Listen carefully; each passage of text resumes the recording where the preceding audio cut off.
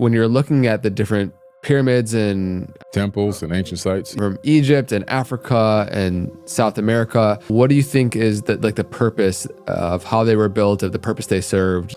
They all had individual purposes. For example, the Great Pyramid at Giza and that plateau is a multifunctional platform or plateau. The Great Pyramid is a multifunctional stone computer, number one. It used to be a power generator, so it generated power as the water used to flow underneath it from the Nile. It's now meandered very, very far away. But back then it ran right up to the pyramid, and the empty tubes have actually been inside of underneath the pyramid are still there where the water used to flow. When you have running water underneath crystal magnetized granite, you create something called physiostatic electricity.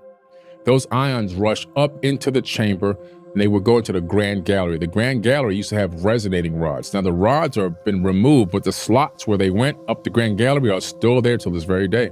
Then that energy would be pushed into the King's Chamber, which you've been in with me, right? We meditated in there.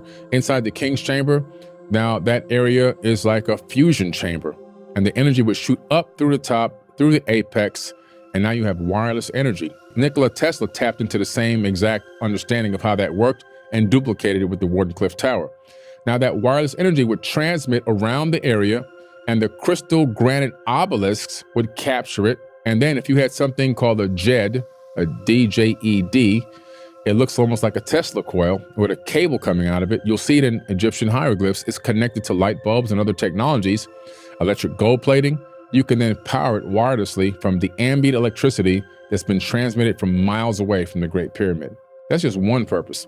Another purpose, when you look at the way that the Great Pyramid is designed in the Queen's Chamber and then you have the King's Chamber, well, water was set to rush down and into the Queen's Chamber, and with the chemistry and also the metallics down there, you can see how there would be some form of electrolysis that would occur.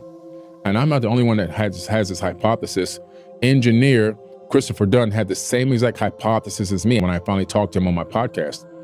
So this electrolysis would extract hydrogen from the oxygen, the H2O, and then you have a hydrogen chamber. So now, what's interesting about that, the way it's connected to the shafts that lead up into space, when you look at the pyramid alignment with the stars on certain millennial alignments, you find out that it aligns with Orion, it aligns with Aldebaran, it aligns with Pleiades, it aligns all these star systems.